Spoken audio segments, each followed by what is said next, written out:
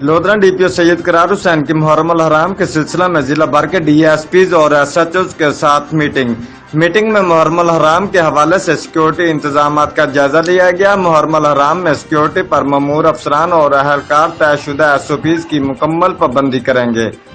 तमाम मजालिस और इमाम बारगाहों के बाहर सीसीटीवी कैमरे, मुनासिब लाइट्स का इंतजाम और वेंटेज पॉइंट्स को यकीनी बनाया जाए। मुहर्रम अल हराम के मौका पर जिला भर में अमन अमान के क़याम के लिए तमाम दस्तयाब वसाइल बरोए कार लाए जाएंगे। अमन अमान की सूरत हाल को बरकरार रखने और हुकूमत पंजाब की तरफ से जारी कोरोना एसओपीज पर अमल दरामद के लिए मुअज़्ज़ज़ीन भी अपना मुस्बित किरदार अदा करें। रिपोर्ट ब्यूरो चीफ अरशद भट्टी, जियो एक्सप्रेस न्यूज, लोधरा।